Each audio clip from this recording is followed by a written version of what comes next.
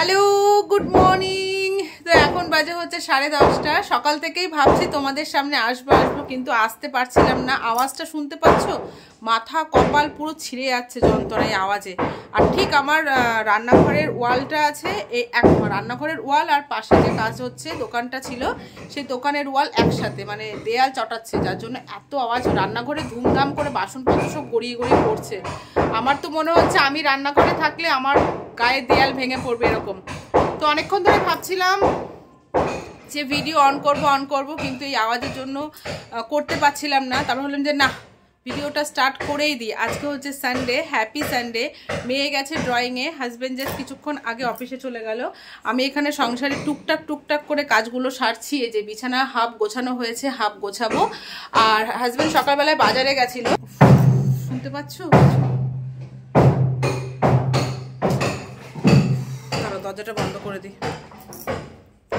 Husband সকালবেলায় বাজারে গেছিল সবজি বাজার করতে। মানে আমি কালকে পাড়ার থেকে কিছু বাজার রেখেছি, কিন্তু আলু পেঁয়াজ এগুলো ছিল না। আর হাজব্যান্ডের খুব ইচ্ছে হয়েছে আজকে মাটন খাবে। তো বলছো অনেকদিন তোমার হাতের মাটন খাই না, আমি আজকে মাটন নিয়ে আসি। ওই দেখো বাসন সব ভেঙে চুরে পড়ছে। কি করি বলো তো? কি সমস্যা। এ দেখো, এই ওয়ালটা পাশে কাজ হচ্ছে। তো আলু পেঁয়াজ ছিল না, যেটা বলছিলাম হাজবেন্ডের ভীষণ ইচ্ছে হয়েছে আমার হাতে মাটন, অনেকদিন খায় না। তো ঠিক আছে, আমি অল্প করে নিয়ে আসি, তুমি একটু রান্না করে দিও, ঝাল একদম স্পাইসি করে রান্না করে দিও। ঠিক আছে নিয়ে আসো, তোমার যখন ইচ্ছে হয়েছে তুমি নিয়ে আসো। তো আজকে মাটন নিয়ে এসছে, আরও অনেক কিছু বাজার নিয়ে এসছে, চলো তোমার সাথে শেয়ার করি। আর এদিকে পেঁয়াজ কেটেছি তো, মানে চোখ দিয়ে নাক দিয়ে সব জ্বলে যাচ্ছে। একদম পেঁয়াজ কাটতে পারি না। তোমাদের পেঁয়াজ জাস্ট হাতে ধরবো, চোখ জ্বালা শুরু হয়ে যাবে। তো দেখো কি নিয়ে। তো এই দেখো, এখানে আলু এনেছে, এখানে আদা পেঁয়াজ রসুন, এখানে মাংসের রসুন আর আদা ছাড়িয়ে রেখেছি, পেঁয়াজ কেটে রেখেছি, এখানে পেঁয়াজটা চপ করব।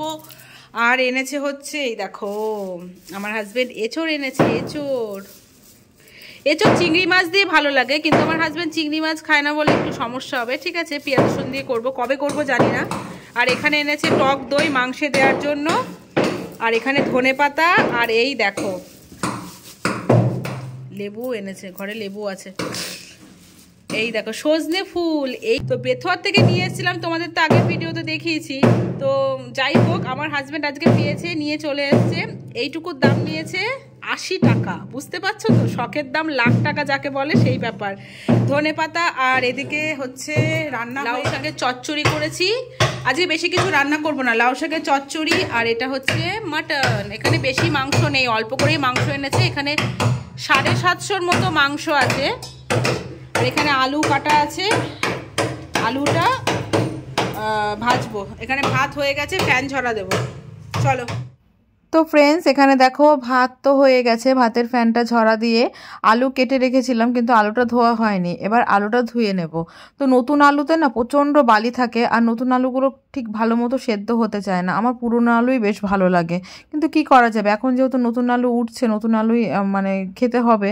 আর পুরনো আলুগুলো কি বলো তো, কেমন যেন কালো এখনকার আলুগুলো। সে যাই হোক, আলুটা ধুয়ে এই থালার মধ্যে রেখে দিলাম। আর এই যে ঝুড়িটা দেখতে পাচ্ছ, এই ঝুড়িটা সেদিন পাড়ার থেকে কিনেছি, বেশ ভালো, শাক টাক ধুতে খুব সুবিধা হয়। আর এখানে মাংসটাও ধুয়ে নেবো। আমি কিন্তু খাসির মাংস খুব একটা ভালো মতো, মানে কি বলবো, অনেকবার যে ধুতে হয় সেটা আমি ধুই না। ওই একবারই মানে কলের নিচে বেশ ভালো মতো ধুয়ে নেবো, একবারই ধোবো। কারণ আমার মনে হয় খাসির মাংস যত তোমরা ধোবে, খাসির মাংসের গন্ধ সেন্ট তত নষ্ট হয়ে যায়। মাছ তুমি যত ধোবে মাছের টেস্ট বাড়বে, কিন্তু খাসির মাংস তুমি যত কম ধোবে তত তার টেস্টটা ভালো থাকে, স্মেলটা থাকে।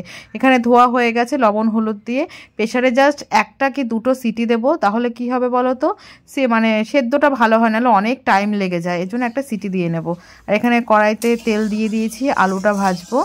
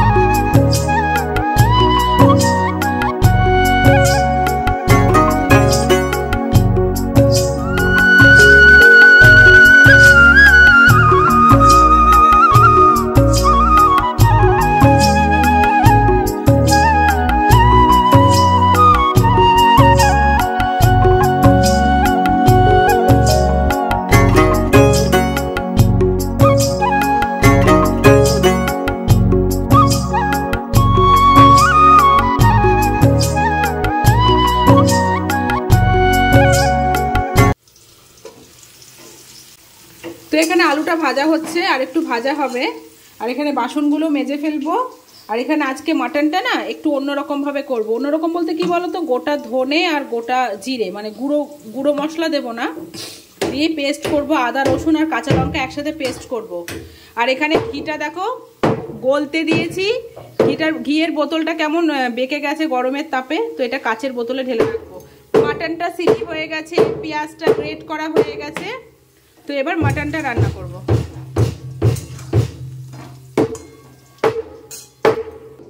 দেখো কি সর্বনাশ হলো, দেখো ওখানে সব বাড়ি মারছে, দেখো গরম তেল, আমি এখানে দাঁড়িয়েছিলাম। ও দাদা, ওই যে একই দেয়াল না, এক দেয়াল, তো পুরো বাসনপত্র সব পড়ে আছে পুরো। আরে ও একই তো দেয়াল, দেয়ালটা তো একই, কিন্তু এদিকে দেখুন পুরো আলু ভাজি, আলু টালু সব পড়ে গেল। মানে বাসন তো অনবরত পড়েই যাচ্ছে একটার পর একটা। হ্যাঁ হ্যাঁ হ্যাঁ,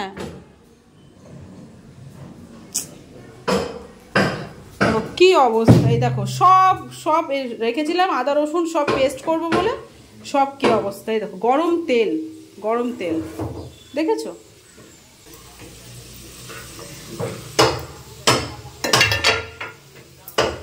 কোন দিকে এবার সারবো বলো, তেলগুলো সব পড়ে এক হয়েছে। এইটা ছিল হচ্ছে এখানটা, ওইটা পড়ে গিয়ে দেয়ালে ধাক্কায় পড়ে গিয়ে পুরো কড়াইয়ের ওপর পড়েছে, কড়াইটা পুরো কাত হয়ে গেছে। আমি ঠিক এই মানে তোমার সাথে কথা বলে জাস্ট ঘুরেছি, যদি না ঘুরতো পুরো তেলটা কড়াইটা পুরো আমার গায়ের ওপরে পড়তো।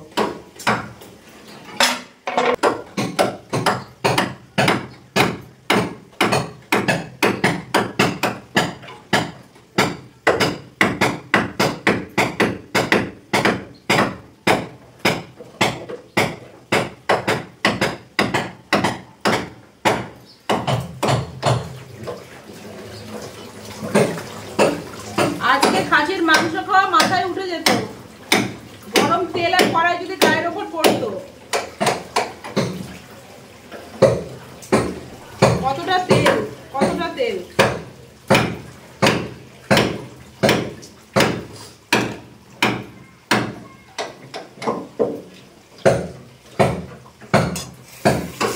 চলো এগুলো পরিষ্কার করে তারপর আসছি।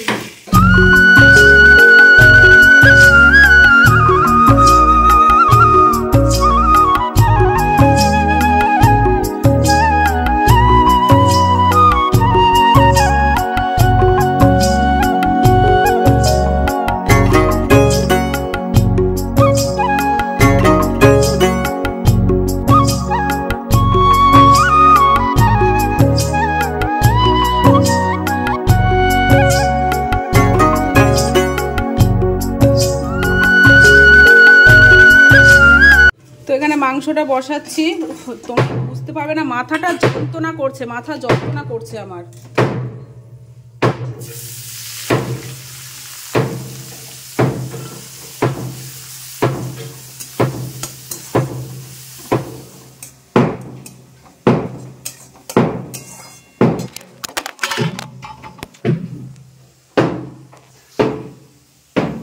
সব পড়ে আছে, ফোনও পড়ে আছে। এবার আমি মাথা ঘুরিয়ে পড়ে যাবো, মাথা যন্ত্রণা এত করছে যে এবার আমি মাথা ঘুরিয়ে পড়ে যাবো। ভগবান, হাজবেন্ড বলছে সব নামিয়ে রাখবো, কত নামানো যায় বলো তো। এই বাটিগুলো কতবার পড়েছে, কতবার শরীরে গেছে, নামিয়েই রাখবো।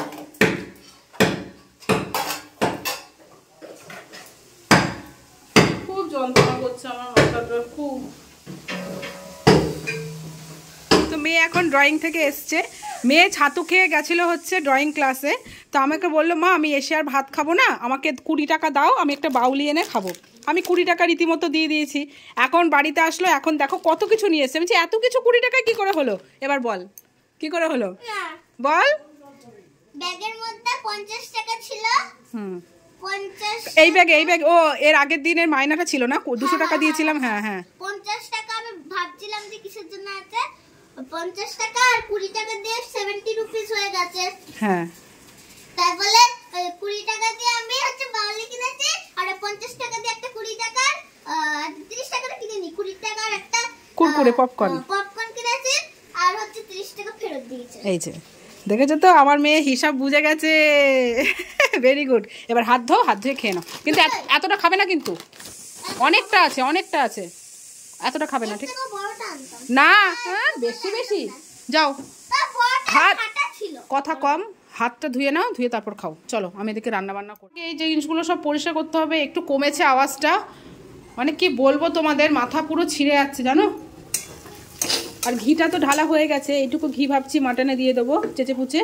মাটনটাও সিটি হয়ে গেছে, ভালো সেদ্ধ হয়ে গেছে।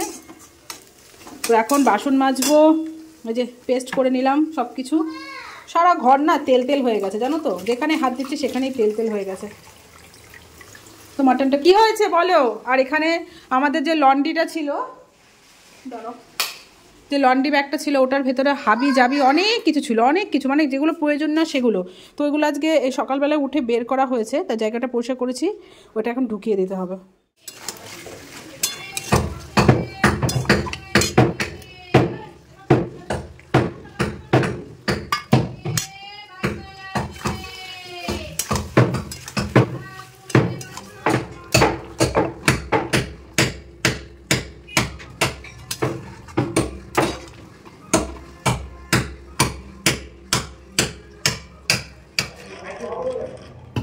তো আমার স্নান করা সব কমপ্লিট। মেয়ে এখানে খাচ্ছে, আমি মেয়েকে শাক দিয়ে ভাত মেখে স্নান করতে চলে গেছিলাম। এসে দেখছি খাওয়া হয় আমাদের লাল লাল মাটনের ঝোল। তাও তোমাদের দেখাই কালারটা, ঠিক আছে দাঁড়াও। তো এই দেখো আমাদের লাল লাল মাটনের ঝোল। আর এই যে মেয়েকে ভাত দিয়েছি। বাবান কি দেবো? নল্লি মনে হয় ছেড়ে গেছে জানিস না। ঠিক আছে তুমি চুপ করো, কি দেবো বলো? নল্লি এখন খুঁজে কোথায় পাবো বল? যেটা পাচ্ছে সেটা নাও, ঠিক আছে? নল্লির থেকে বেরিয়ে গেছে মনে হয়। এই দেখ এটা আছে মনে হয়।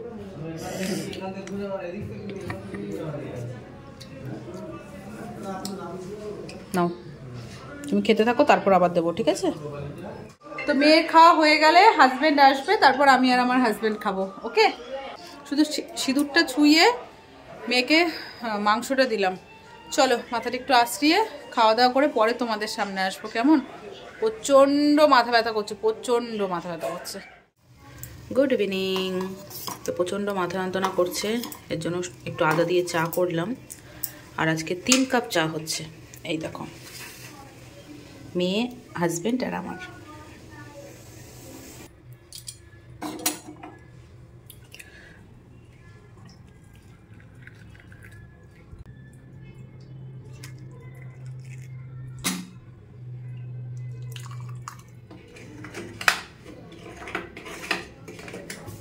তো চলো আমরা 3 জনা সন্ধ্যাবেলার চাটা খেয়ে তারপর পরে আসছি। তো ফ্রেন্ডস, আমার এখন কোনো কাজ নেই, ল্যাদ খাচ্ছি। মাথাটা একটু ছেড়েছে চাটা খাওয়ার পর। সারাটা দিন আজকে মাথা যন্ত্রণায় ছটপট করেছি জানো তো। ওই আওয়াজ, মানে আমার আগে না মাথা যন্ত্রণা হতো না, এই এখন ইদানিং দেখছি কি বলো তো, একটু রোদে বেরোলে কিংবা এরকম চিৎকার চেঁচেমেচে আওয়াজ কন্টিনিউ যদি কানের মধ্যে সামনে এরকম হতে থাকে না, তাহলে এমন মাথা যন্ত্রণা করে না, সহজে সারতে চায় না। তো সেটা আজকে হয়েছে। আর মাটন দিয়ে ভাত খেয়েছি। মাটনটা খুব ভালো হয়েছিল আজকে জানো তো, হাজব্যান্ডও বলেছে বেশ ভালো হয়েছে। আর মেয়ে এখানে পড়াশোনা করছিল। মেয়ের আজকে একটা বার্থডেতে নেমন্তন্ন আছে, সে অর্পিতার ছেলের বার্থডে, তাই এক্ষুনি গেল। হাজব্যান্ড তো ক্লাবে আড্ডা দিচ্ছে, ঠিক আছে? আজকে রবিবার। আর আমি এখানে বসে আছি। দুপুরের রান্না যা করেছিলাম সবই আছে, কারণ ভাত যা আছে আমার আর আমার হাজব্যান্ডের হয়ে যাবে। মেয়ে তো ওখান থেকে খাওয়া দাওয়া করে আসবে। মাটন আছে, তো চচ্চড়িও আছে, শাকের চচ্চড়ি। তো যাই হোক, এখন আমি একটু ফোন দেখবো, ল্যাদ খাচ্ছি, সবার ভিডিও দেখছি। তো তাই আমি হাজব্যান্ডকে বলছিলাম, যদি আমার গায়ে তেল পড়তো বা গা হাত পা পুড়ে যেত, তাহলে আমার হাতের মাটন খা তোমার আজকে ঘুচে যেত। কি বলবো, ওরা তো দেখো, ওদেরও কোনো দোষ ছিল না, কারণ ওরা তো কাজ করতে এসছে, ওদের কাজ সেটা ওরা করবেই। কিন্তু এই সামান্য ব্যাপার থেকেই কিন্তু অনেক বড় বিপদ ঘটে যেতে পারতো, সেটাই আমি ভাবছিলাম। সে যাই হোক, এখন সেটা ভেবে লাভ নেই। তো চলো ভিডিওটা আমি এখানেই শেষ করি। যদি তোমাদের কিছু ভালো লেগে থাকে অবশ্যই লাইক করো, কমেন্ট করো। টাটা, দেখা হচ্ছে নেক্সট একটা ব্লগ ভিডিওতে। Bye bye, love you all, good night, ঠিক আছে? চলো টাটা।